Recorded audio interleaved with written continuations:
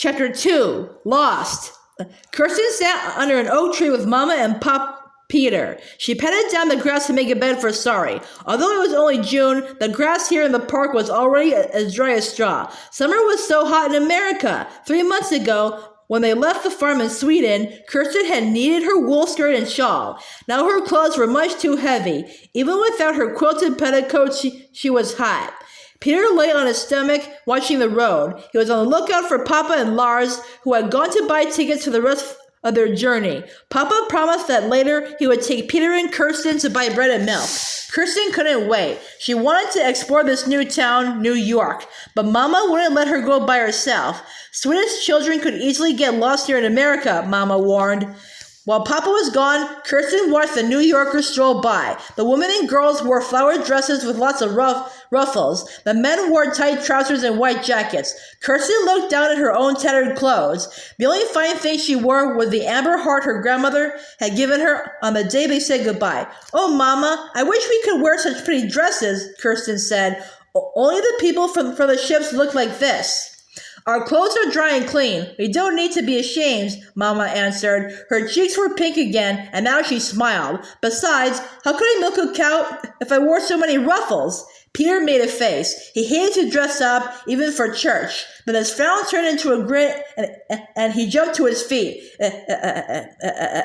"Here come Papa and Lars," he called.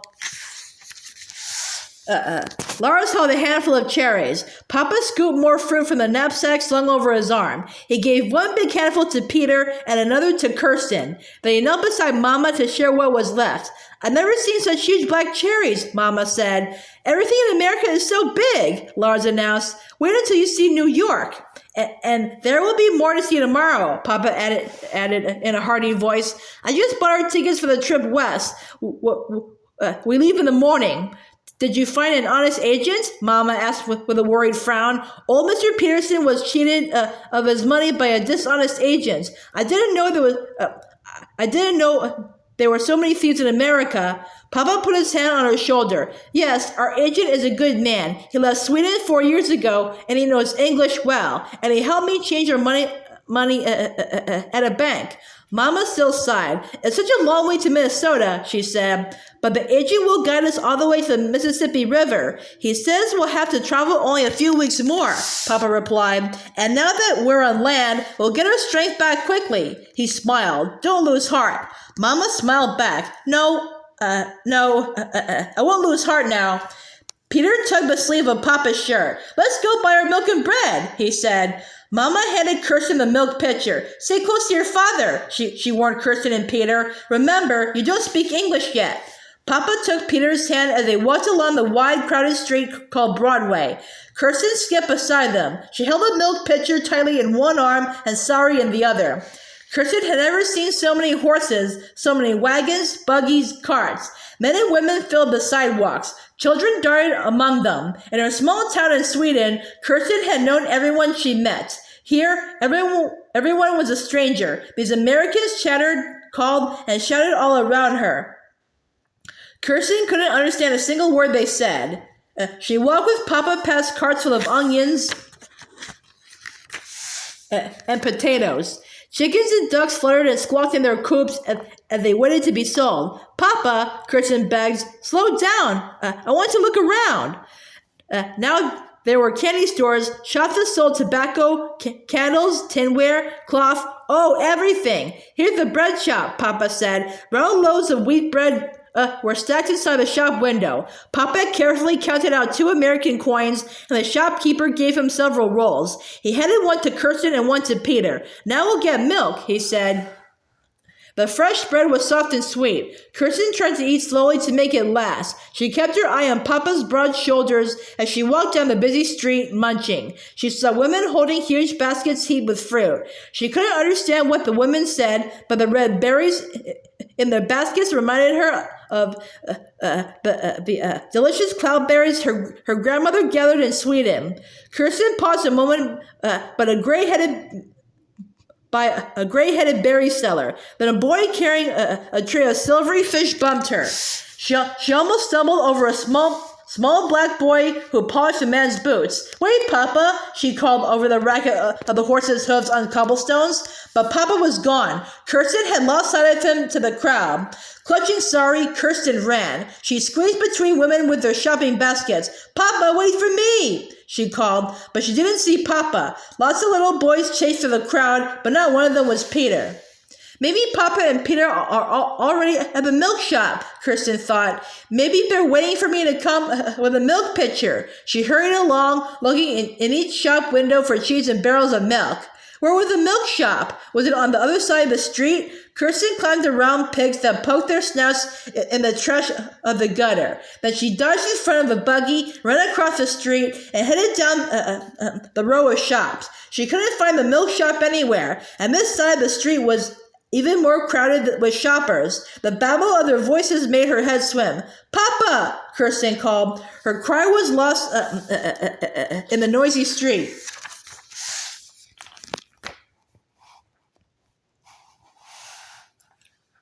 "Papa!" Kirsten called. Her cry was lost in the noisy street. Kirsten tucked her necklace into her collar and hugged the milk pitcher tightly. Mama had said there were thieves in New York, a lot of thieves. They would steal anything. "Papa! Papa!" Kirsten shouted. Papa was nowhere to be found.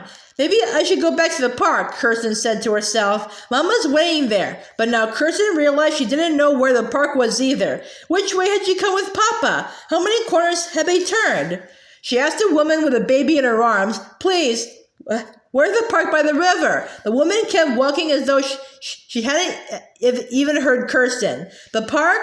Kirsten asked a tall boy with black hair. He said something to his friend and they laughed at her. "Help me!" Kirsten called out. "Please help me!" No one even glanced at her. Could anyone in this big crowd understand that she was lost? Sun reflected off the cobblestones, and the smell of garbage made Kirsten dizzy. Her head spun as though she were seasick on the ship, but this time she wasn't seasick. She was frightened. What if she couldn't find Papa? What if she couldn't find the park and Mama? What would happen to her in this huge city if she couldn't find her family? Again, she began to run. She stumbled and bumped into barrels. When a dog nipped at her ankles, she didn't stop running. Now she was on a different part of the street where rough-looking men in bloody aprons sold wild game and meat. Gutted rabbits, squirrels, and deer hung from poles. Sides of pork dangled from sharp hooks. The buzz of flies hummed in her ears. She headed back the other way, but she seemed to have turned onto a different street. The houses were all crowded together, and there were no shops at all. Papa would never look for her here, and every turn she took might lead her farther away from the park where Mama waited. Kirsten wanted to be brave. She wanted to have heart like Mama, but she sank down the steps of a brown house, hid her face in her dull skirt, and wept. Tears ran between her fingers and dropped onto her lap. "Oh, sorry," she cried. "What if we can't find Mama and Papa? Will they go to Minnesota without us?"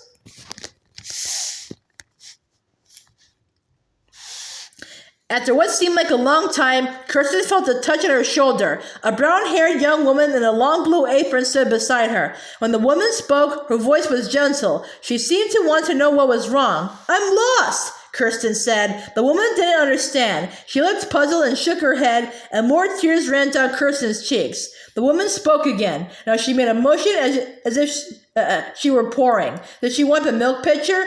Kirsten clutched it to her chest, and the woman went back inside the house. "Sorry, what will we do?" Kirsten sobbed. Then the woman was back. This time she held out a tin cup of water. Gratefully, Kirsten drank until there wasn't a drop left. "Tack," she said. The woman smiled and sat down on the step. She understood "thank you," but how could Kirsten tell her about Papa and the milk shop and the park near the ship where Mama was waiting?